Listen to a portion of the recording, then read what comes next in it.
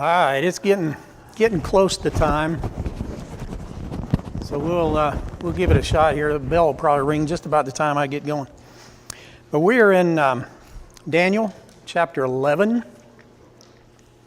2 weeks ago, we tackled the first 20 verses that talked about the not quite loud enough.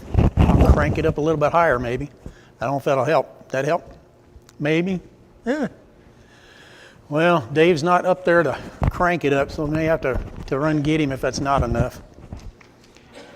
Yeah, my signing's probably not that good. But anyway, we're in Daniel chapter 11. We're going to take verses 21 through 35 tonight. We took the first 20 verses about 2 weeks ago and got through the first 7 leaders of the Seleucid kingdom and their counterparts in the Ptolemy kingdom. So tonight we're going to get into the 8th leader of the Seleucid kingdom, our good old friend Antiochus the 4th Epiphanes. And really the rest of chapter 11 is all about Antiochus the 4th Epiphanes. There's some verses, or there's a couple of points that I wanted to make about the verses themselves before we get into it. But in Daniel chapter 11 and the tail end of verse 24, it says, "But only for a time," indicating that it's limited. God has put a limit on it already. At the end of verse 27, rather, he says, "Because an end will come at the appointed time." There's an end coming. It's going to occur at the appointed time. God has already established the fact there will be an end. He's already established the fact that there is a time when that end will occur. At verse 29, it starts with, "at the appointed time." In other words, there's another appointed time that God has set. God has set these times. Man can do what man wants to do, but God has set times when things are going to occur. And that's one of them. And then down at verse 35, the last one that we're going to winds up with, "until the time of the end, for it will still come at the appointed time." So all this is going to go until the time of the end, but it's an appointed time, and God has already established it.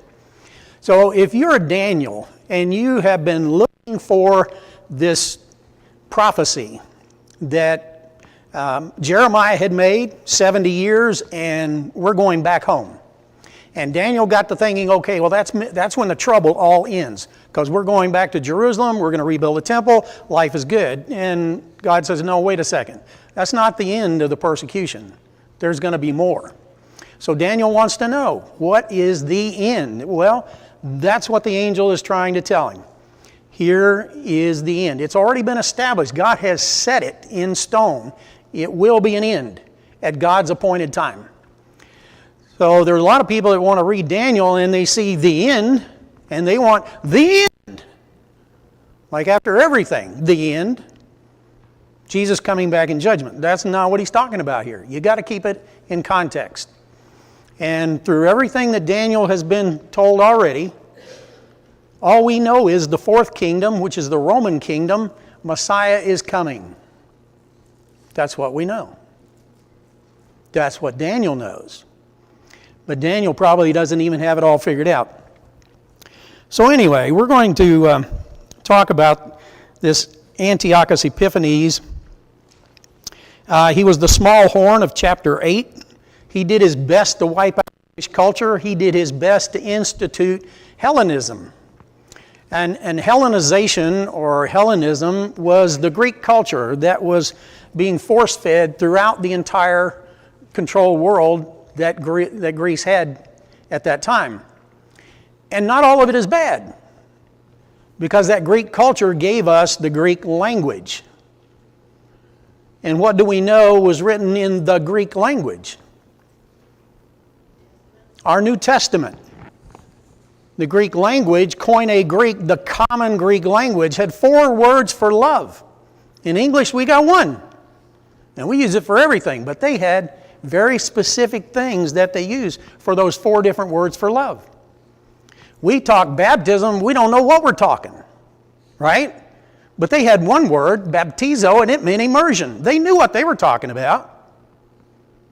Blake pointed this out a week or so ago. You know, they've got different dip or sprinkle. We don't. We call it baptize. And then everybody wonders what we're talking about. Well, baptizo, there was no doubt what they were talking about. You see, so the Bible in Koine Greek was a good thing. So not all of this Hellenization was a bad thing. But Antiochus Epiphanes was pretty much a bad thing. As we look at him, and as we've looked at these other guys too, in Egypt and Syria, the fighting that went back and forth, the intermarriages that occurred, people killing people. 2,000 years later, human nature hasn't changed very much. There's still political intrigue, there's deception, there's violence, there's greed, there's war, lust for power, and wealth that's driven men to kill their own families or own family members in order to get a crown or sit on a throne and control some kind of thing. They slaughtered thousands of innocent people. They took advantage of the weak, plundered the helpless. They even killed their own relatives just to wear a crown. So who was the next leader? Well, I've already told you. The next leader, the 8th Seleucid king, is Antiochus IV Epiphanes. And the angel says this about him. He is characterized as a man who would bring grief to Israel. He is a despicable man or a contemptible man, depending on the version that you have. One upon whom the kingdom has not been conferred. In other words, it did not get to him by inheritance. He was not in line for the inheritance. If you remember Antiochus III, his dad, when he was defeated by the Romans, he had to do all kinds of things. The first one was he had to pay the war. The Romans extracted the payment for the war from Antiochus III. And this was Antiochus. Antiochus III was Antiochus the Great. They extracted the price of the war from him. They also taxed him. He was set to be taxed for the next 12 years because of this war. And they took 20 hostages back to Rome, one of whom was his son. The son that was among those hostages was Antiochus IV, the very guy we're talking about.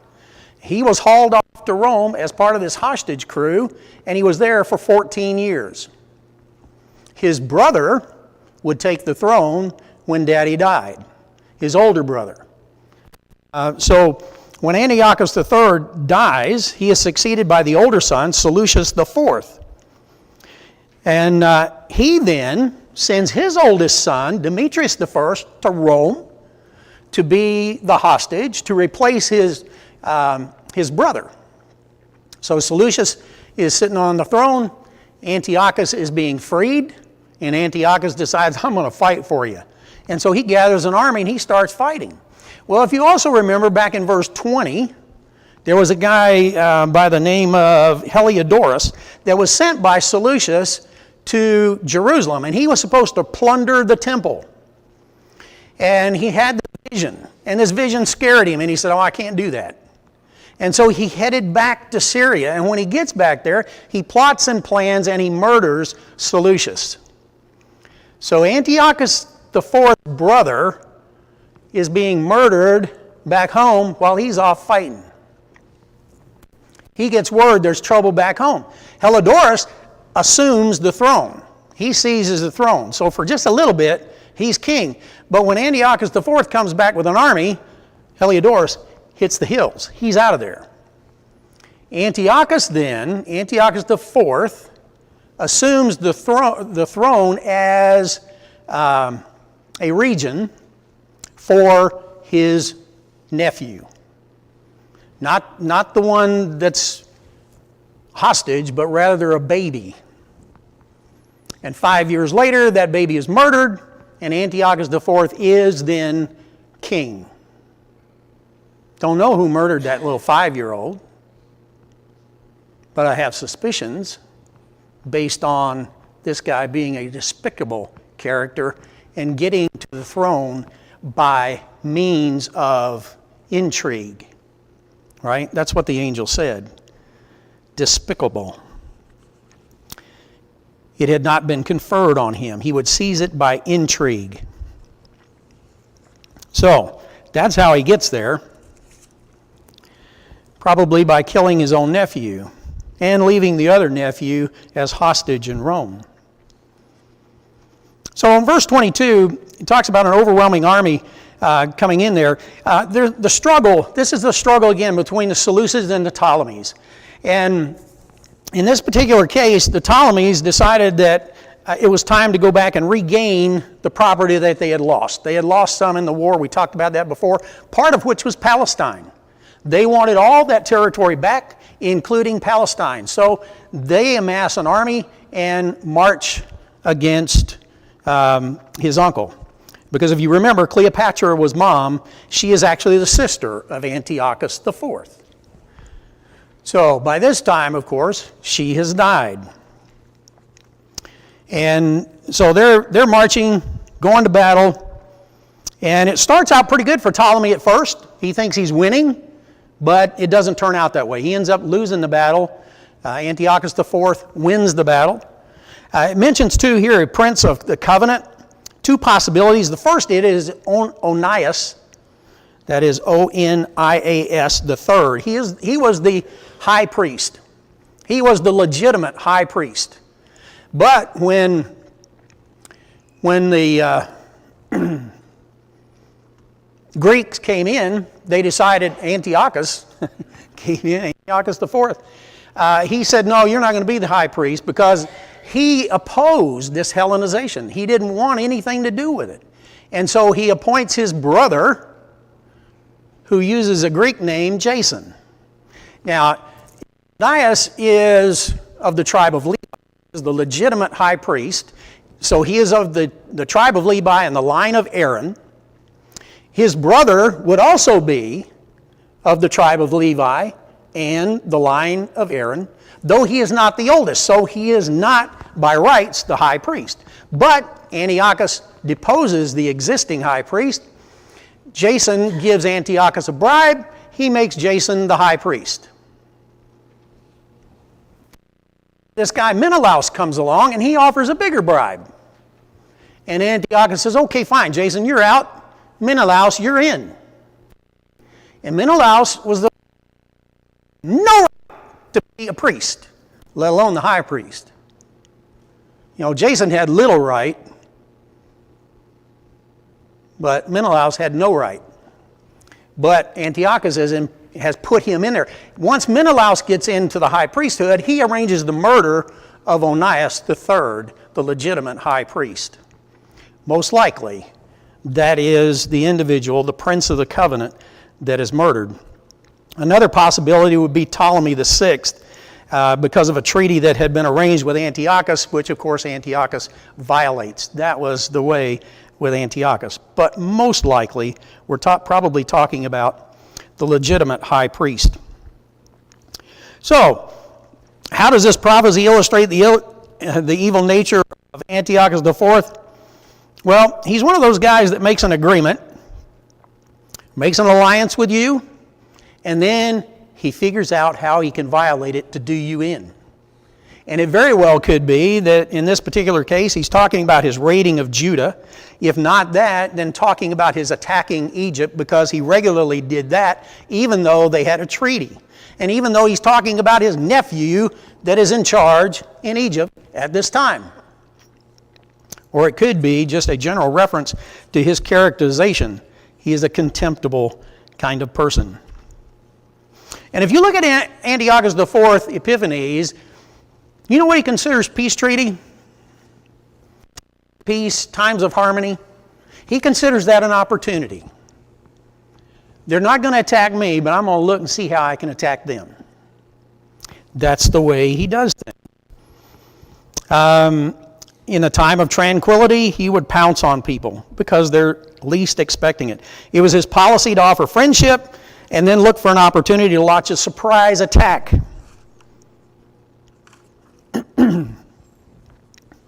And on the richest parts of the realm.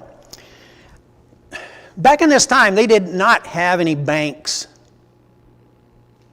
It was very common, if you had riches of your own, and you wanted them secure, that you would take them to the temple and leave them there, because the temple was secure and nobody would touch a temple. So guys like Antiochus, it didn't bother them at all to raid the temple and take the things that belonged to the temple, or take things that did not belong to the temple that were hidden there to preserve them for different folks in that community. You know, there's no such thing as a safety deposit box. So you go occupy space at the temple. They'd watch over things. It was 24-hour security, you know. Priests were there all the time. But Antiochus regularly raided temples, not only here, but also in other places. And if you remember, that's what got his dad killed, was raiding a temple in a foreign land, and the people rose up and killed him.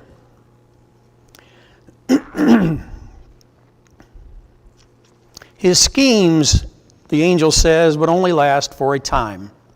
God in sovereignty would bring this wicked king to an end. There is a limit. That has got to be encouragement for Daniel. That's got to be encouragement for the other Jews who are looking for the end of this pain. They're looking for the end when things would get back to normal. He says it's limited.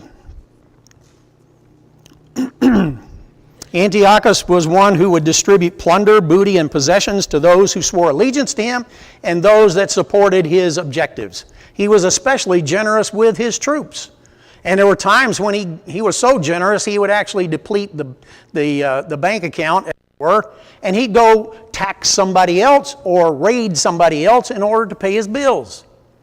It was not above him to do that, because he didn't worry about keeping a tally. I've only got this much coming in. This is how much I can pay out. No, he'd give his friends. He'd give his soldiers.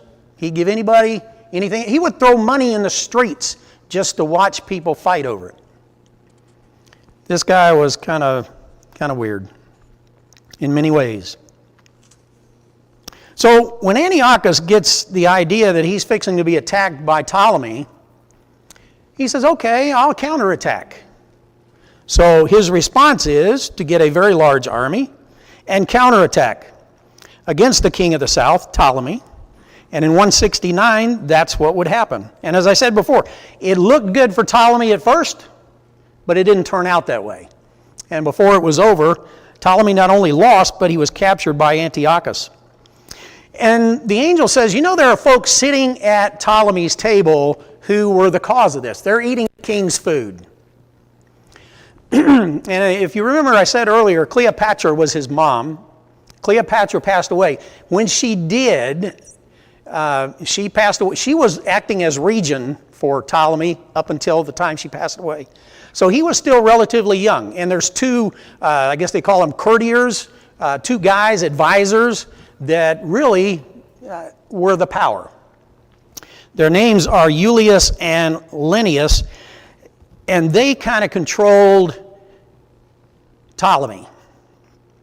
You know, advising him, I guess, is the better way to put it. But they were the ones that encouraged him to mount a battle against Antiochus in order to reclaim territory.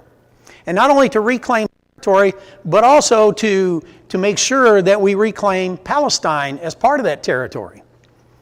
But of course, that doesn't go well. And then, as I said, the Seleucids, Antiochus IV, ends up winning that battle.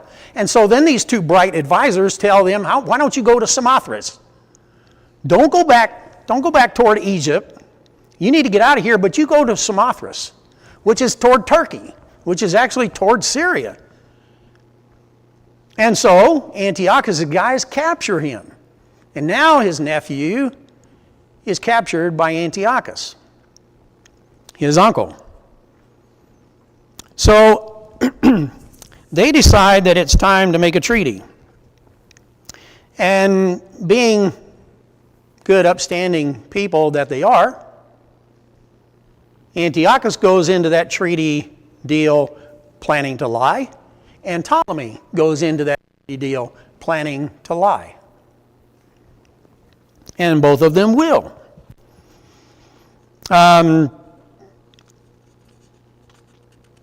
The angel says that these kings with their hearts bent on evil would sit down at the same table with each other, but to no avail, because an end will come to them at the appointed time. There again is encouragement. Their idea is deception. I'm going to lie, I'm going to cheat, I'm going to steal to get what I wanted. So having defeated Egypt, Ptolemy IV is acting from a position of power. So he negotiates this deal, and he's trying to get what he couldn't get on the field of battle. He really wants Ptolemy back in Egypt as the king, but as his puppet. I want my nephew to be the puppet king of Egypt, and he'll run things down there as I want him to run things down there. But before he can get back to Egypt, his brother has been appointed by half of Egypt to be the new king. So Ptolemy VII is running part of Egypt. All Ptolemy VI is claim the western part of Egypt. And so that's what ends up happening. His idea was, I'm going to get territory and I'm going to get all of Egypt. And he ended up getting neither. So neither of these kings got what they wanted. He was not going to be a puppet. He was not going to gain territory. Instead, he was going to have to share things with his brother. Ultimately, though, the Lord of history has the end in mind, and there is an appointed time for the end of each of these kings, and God had already set it. So what did Antiochus IV do on his way back from Egypt to Syria? Well, the angel says he returned to his land with much plunder. Passing through Jerusalem on his way home, he turned his heart against the Holy Covenant, and he looted the temple. He took everything that had gold on it. So the table of presents, the bowls, the drink censers, the cups, the crowns, the decoration even on the front of the temple, he took it all. Gold, silver, costly vessels, and he also took the hidden treasures that he found in the temple. As I said, there were no banks. So he took what people had put there in deposit, their own precious things. Antiochus is not going to be comfortable having what it is. He really wants Egypt. So what happens the next time that he decides it's time to go after Egypt? Well, at the appointed time, the time that God said he's going to go after Egypt again, the angel says, you know what? It's not going to turn out the way he thought it was going to turn out. Because when he goes to Egypt this time, he's going to encounter Rome.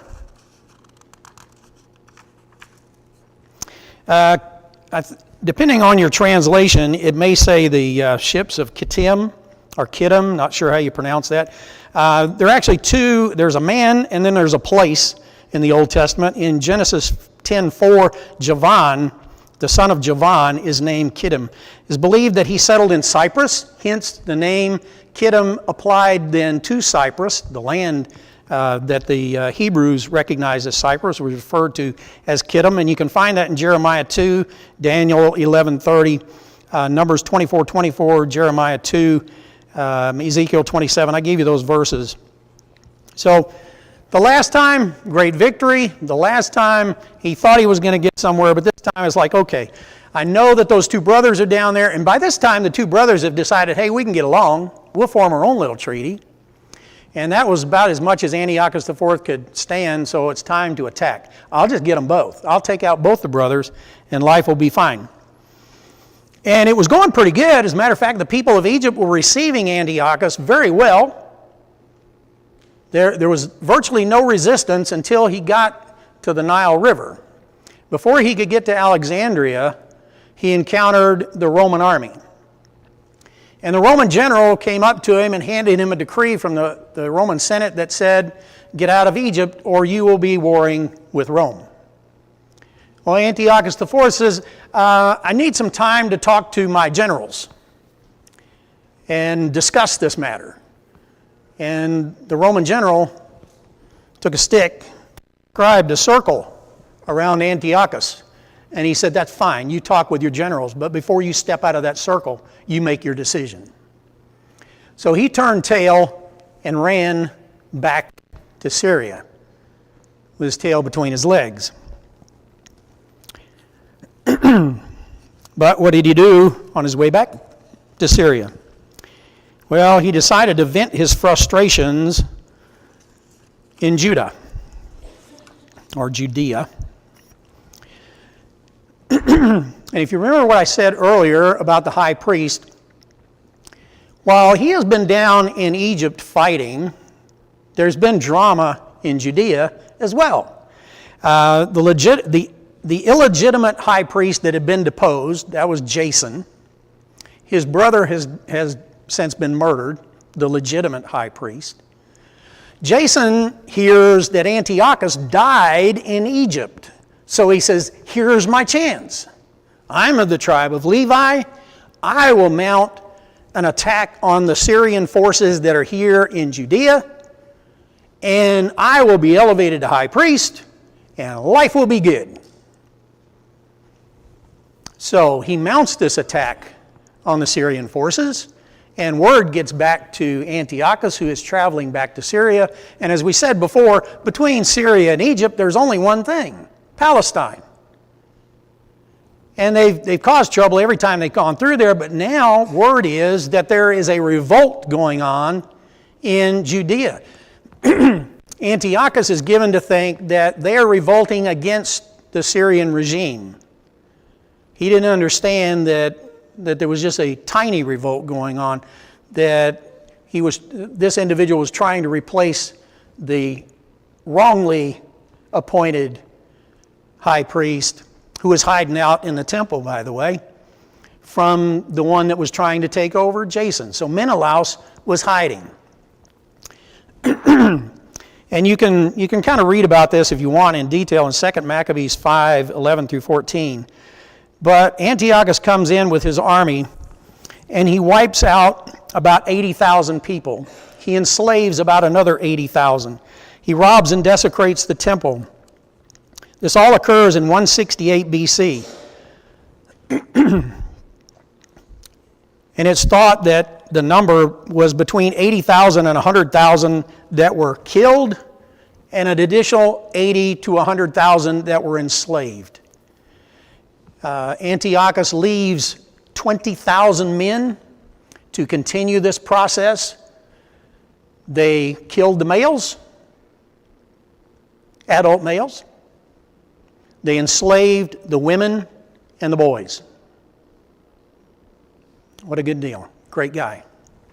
Despicable man. When Apollonius, the man that Antiochus appointed, that he and his army, they come in with 22,000 men, and they come into the city and they just sit there and they wait for the Sabbath day. On the Sabbath day, when the Jews are not working, they decide it's time to attack. And they wipe them out, knowing they're not going to fight. Wonderful guy. There are three other phrases in this verse that probably need a little bit of explanation. The first is those who forsook, or those who forsake the Holy Covenant. Likely refers to the allies of Menelaus, the third high priest here. Not the legitimate Onias, not the second, the quasi-legitimate, but really illegitimate Jason, but Menelaus, the third one. So these are guys that are supporting him. They are all in favor of the Hellenization and giving up the Jewish heritage. The next phrase is to desecrate the sanctuary fortress. This depicts the robbing of the temple, the taking of anything that's left or anything that's been gathered since the last time this has occurred. You remember, he's done this before. And to desecrate and to do away with the regular sacrifice. This means to ban the daily offerings that were made by the priest. In 168 BC, there was a complete suppression of Jewish practices. At that time, they were forbidden from practicing circumcision. They were forbidden from possessing Scripture. They were forbidden from offering sacrifices. And they were forbidden from observing the feast days. Violation of any of those, the penalty was death. It's a great guy. The next one is to set up the abomination of desolation. This refers to December 15th, 168 BC. Isn't it something? They've actually got the date. The day that this occurred, when Antiochus IV set up an altar to Zeus in the temple. And then on December 25th of that same year, they offer swine on that altar, completely desecrating the temple. It's bad enough you got an altar to Zeus in there, and now you're sacrificing a pig in there. Total desecration of the temple. And Jesus, of course, uses this same verbiage when he talks about the destruction of Jerusalem and the ultimate destruction of the temple in AD 70. He quotes that in Matthew 24:15, a verse we've already talked about, referring to the destruction of Jerusalem and the temple. Antiochus Epiphanes was famous for smooth words. He was a master at winning people over with his arguments and his smooth words. And those who were influential Jews, he worked on first so that they could get the Hellenistic practices in place, help push his agenda. And the ones that obeyed him, the ones that went his way, were behaving wickedly toward the covenant, to quote the angel. That is, they violated their covenant with God. They compromised with the world. But you know, even in the midst of all of this, there were Jews that remained faithful. They're described as the people who know their God. The angel says these people know their God. And they will display strength and take action. More specifically, he's talking about the Maccabees here. The Maccabees would mount a revolt against Antiochus, and eventually they would succeed. Matter of fact, by the time they're done, the Jewish nation would be free for approximately 100 years. First time that had happened since before Babylon. They would have a free nation until Rome moves in at about AD 63. I'm sorry, BC.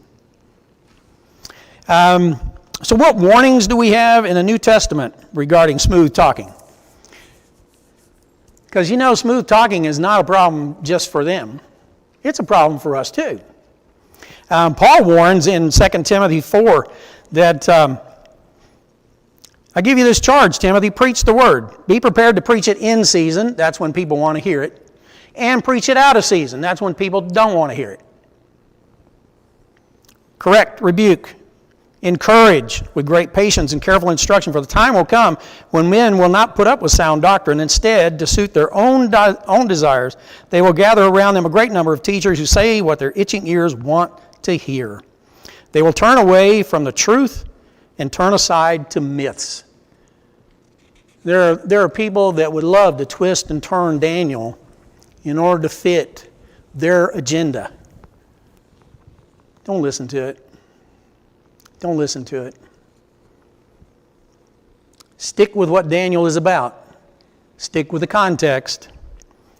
You'll be better off. But it's true, too, of everything that is in the New Testament. Paul would tell Titus, this testimony is true, therefore rebuke them sharply, so that they will be sound in faith, and will pay no attention to Jewish myths or to the commands of those who reject the truth. Even in 1 Timothy chapter 3, he tells Timothy there, when I went to Macedonia, I urged you to stay in Ephesus so that you could command men not to teach false doctrine any longer, nor to devote themselves to myths and endless genealogies. These promote controversy rather than God's work, which is by faith. The goal of this command is love, which comes from a pure heart and a good conscience and a sincere faith. Some have wandered away from these and have turned to meaningless talk. They want to be teachers of the law, but they do not know what they're talking about, or what they so confidently affirm. You see, we really need to stick to the Bible and don't get involved in all these other things. Antiochus was also a man who would bribe with money, with land, with power, with position, or just about anything else that you can think of. The trouble with it is, all of that was temporary. Same is true for us. If we give in to money, to land, position, power, or anything else that this world has to offer, it is temporary. It's going away. And John says that in 1 John 2. Do not love the world or anything in the world. Everyone who loves the world, the love of the Father is not in him. For everything that is in the world, the cravings of the sinful man, the lust of his eyes, the boasting of what he does or what he has, does not come from God, but from the world. The world and its desires will pass away. They are all temporary. But the man who does the will of God lives forever. That's permanent. So just like Antiochus was affecting them in a negative direction, there are people around us today who will affect us in a negative direction. All of it's temporary.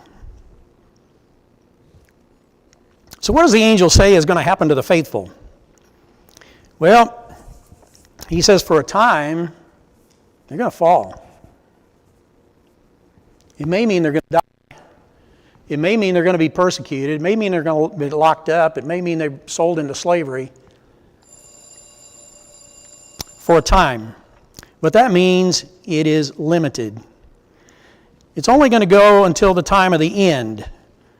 And that is still to come at the appointed time. God has already set a time. When that time gets here, it's going to end, and so will the things that happen to these leaders. The Maccabean leaders went throughout the countryside preaching a message of repentance and return to the law of Moses. They possessed insight or understanding, as the angel calls it. And they gave understanding to a large number of the Jews. First Maccabees 1, 62 through 64 said, many stood firm, refused to eat the foreign food or the rich food that was forbidden under the Jewish law. Many stood firm and obeyed the commandments instead of falling into this Hellenization kind of temple. He says also that faithful Jews will fall by the sword and by flame. Others will be taken by plunder, and they themselves taken into captivity. So a lot of bad things are going to happen. The angel's not pulling any punches here. A lot of bad things are going to happen. Then he says the phrase, a little bit of help. Now, if you're writing after the fact, you wouldn't say a little bit of help. You would say, there is an army coming, a revolt is going to take place, and we're going to take out Antiochus and his crew. That's what it means by a little bit of help. The Maccabees are coming. The Maccabees are going to wage war. They're going to mount a revolt. They're going to take Antiochus off of his throne. The Maccabee revolt, including the Hasidians, are going to take Antiochus. He also says that there are some that are going to switch sides. When it looks like they're losing, they're going to come over and join the Maccabees. But these are people that join in hypocrisy. But he also tells Daniel the purpose of the Jewish suffering. The purpose of the suffering is to refine, to purge, to make pure until the time of the end. When we look at war, persecution, pandemic, or just about any other ugly, nasty kind of thing, do you ever think that maybe God is allowing that to occur in order to refine, purge, or make pure? I do. I do. He did it then. He'll do it now.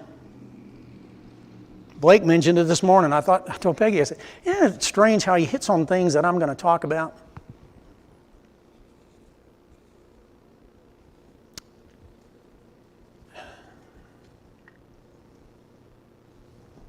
To refine, to purge, to make pure. God is love. How can He do things like that? He wants all men to repent. He wants all men to return to His law and to His way. And you know what? It is not so God knows which way you're going. It is so you know which way you're going. When you're affected by persecution, when you're affected by war, when you're affected by a pandemic, and it causes you to do something you would not normally have done, it's causing you to see where you are headed in the first place. God already knew it. It's just like when God asked Abraham to sacrifice Isaac.